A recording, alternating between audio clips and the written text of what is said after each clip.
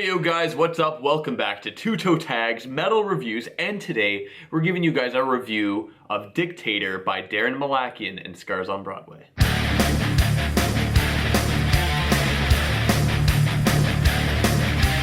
So after listening to this album for the entire week, I have to say that this album's in my head and it will not leave. The main thing that was with me for, my listening sessions of the album on my own is that it's extremely catchy. Oh yeah. Every single song has something about it that gets in your head and it will not leave. Like every single day, something else was just like in my head. I'm like, oh yeah, that song.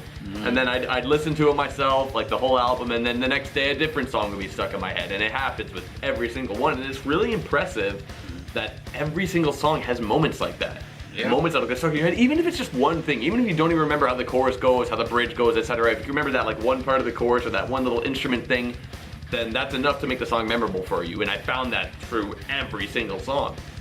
Last week, we both agreed that like our favorite was Guns Are Loaded, which that's still an amazing song. It builds you up with such a calm atmosphere and then smacks down in the middle. But for me, my favorite song shifted to the title track. Yeah. Dictator is a great song. The energy is there. It's always there, pressing you forward, and it sounds amazing. The breakdown at the end is powerful. He starts screaming. It's awesome. Love that song to death. It's amazing. It is. So, it just really, everything was just really explosive for me. I checked out the original of Assimilate by Skinny Puppy. See, now I've never listened to Skinny Puppy before, but that was definitely interesting. First of all, it's twice as long as the cover that Daron Malakian did.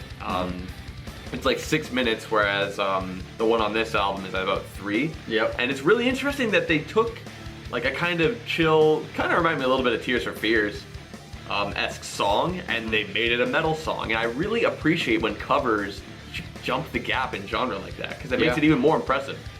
So it's like, wow, these guys took something like that and made it into something new, and that's really impressive. Yeah, it was. I agree with what you said, but for G-Move, for the other cover, he didn't exactly jump gaps. He kind of stayed with with that kind of the same kind of vibe and tone as the original song. We did check that out as well. Were you done? Anything else to say about that song? I really like that echoey, kind of sounds like a rotary effect guitar that happens at some points. It's just so interesting sounding. It catches me every single time I hear it, but I guess that's about it, yeah. Yeah, you know what, I agree with a lot of things you said. My favorite song after listening to the album for an entire week, I'll tell you what my favorite songs are. My favorite: Lives, Angry Guru, Dictator, Fucking Kill, Guns Are Loaded, Never Forget, Talking Shit, Till the End, We Won't Obey, Sickening Wars, G-Moo, and Assimilate. Yes, that's the whole fucking album. I couldn't pick a song that I was gravitating towards specifically. Everything was just awesome. I can listen to the album from beginning to end and love it. I can shuffle it, and anything that came on was amazing. There's two things that stood out to me the most, and this is on each song. Each song had these two qualities and did them very well. Number one was guitar riffs. Every riff on this album is freaking great. I don't know how else to put it, right? They're not technical riffs, they're just really good riffs. They're well-written riffs, they're catchy riffs. You mentioned catchy, we might say the word catchy a few more times in this review, because these riffs are fucking catchy. The second thing is vocal melodies. He's very melodic with his voice. The melodic patterns that he comes up with in these songs. For example, I'll talk about Till the End, because that's one that stands out to me a little bit, based on the fact that in our first impressions, it was our least favorite song.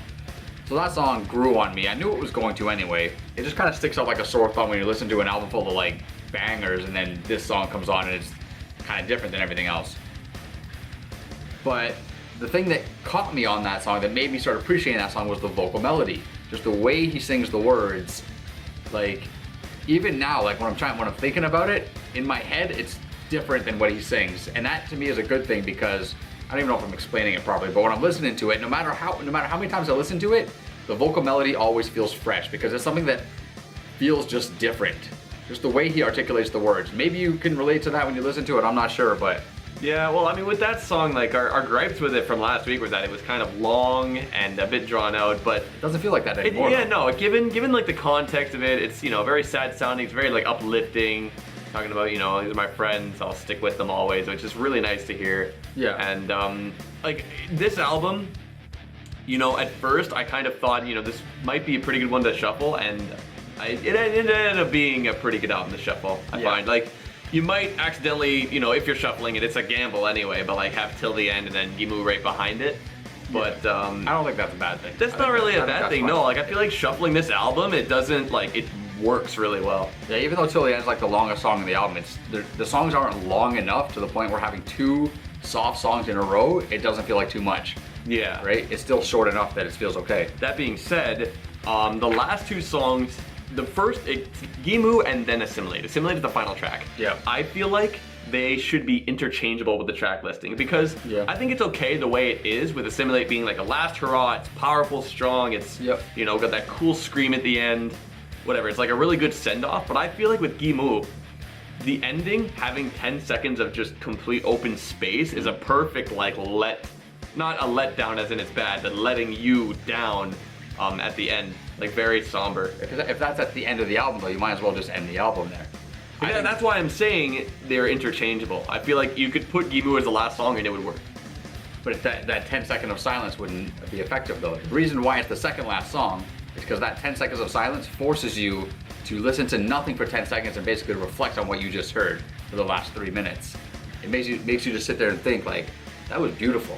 That guitar just sang to me, and that was gorgeous. The only issue there is that for some people, they might, you know, be given a rude awakening from Assimilate just coming out of nowhere, like, okay, energy's back, wait, what the hell? That's true, but that's what hidden tracks do. Yeah, but I mean, with 10 seconds, that's still, like, a lot for you to prepare yourself for what's next. Yeah. So, I just feel like it can work either way. It definitely can. But I like the fact that they put it second last just because they force you to kind of stop and reflect for a few minutes. For a few seconds, and then the last song comes on and kind of just ends on a bang. But yeah, I think we've praised this album to high heavens, so let's get to ratings, I guess. Alright, so I think it's pretty obvious that this is a toe tag album for me. So catchy, you know, what I was comparing it to the first Scars on Broadway album, and this is definitely a lot more, I guess, quote-unquote structured. The first album was a lot more bouncy, a lot more wacky and off the chain. Kind of reminds you of some of the stuff that System would do. But if you think about this album, all of these songs pretty much sound like something System would do anyway. Yeah. You could, once again, you know, I mentioned last week, you can really tell that Daron Malakian has a lot of creative influence within System because you can hear a lot of that in this album. But this album, Dictator and Scars on Broadway are very different albums, but they're both extremely good. This one is extremely good, deserving of my toe tag. Very nice.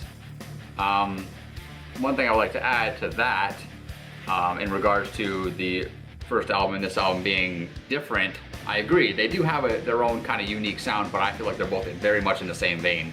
I feel like if you put both these albums on shuffle together, all these songs would blend together very well and they would complement each other very well. So it's not like they're different in the sense that, like, it's totally different musical taste or whatever. Yeah. One more thing I forgot to mention too, though, before I give my final review score, is another thing regarding the vocals. The vocals impressed me a lot on this album. Daron Malakian's a great singer, but it's not just his voice, it's just the way he uses his voice. I find very unique and creative. He's very artistic. The emphasis he puts on some words I really like. The sustained notes, all these little things that just make this band sound so much more unique than everything else that's out there. I just think that's a really good thing. I felt like I need to point it out. Yeah, I think vocally and guitar-wise, I was really impressed with this album. But yeah, man, there's not a single bad thing about this album. I mean, if I really wanted to nitpick, if I really wanted to nitpick, if I was forced to nitpick with a gun to my freaking head, I'd say maybe it's a little too short. But actually, it's not. It's a pretty good length. But I mean, that's if I really had to. But seriously, man, there's really nothing wrong with this. This is a solid album through and through. Pretty much perfect. I give it my toe tag. Very easy for me to give a toe tag to this album. Very easy from both of us. This is probably the easiest album to review all year so far, to be honest. I mean, from first listen, And also, I never got bored of it once. Neither I did listened to I. this album all day, every day, all week, and never got bored of it. Yeah, I was every single time I put this album on, I was always looking forward to it. Or even if Yeah. I wanted to hear a single song, I'm like, oh yes, Never feels so skipped good. a song. Never skipped a song. I mean, Fantastic album, well deserving a 2 toe tag. yeah. So check it out. Absolutely. And let us know what you guys think in the comments below, because this album's a banger, I'm telling you, man. It's worth it. It's worth checking out. But yeah, I think that's it for this review. So be sure to like the video. Like I said a minute ago, just comment below, let us know what you think. And subscribe if you guys are new to this channel, because we got lots more metal content always coming your way. I'm Vile Self. I'm TV Fish. And we'll see you guys on the next video. Peace.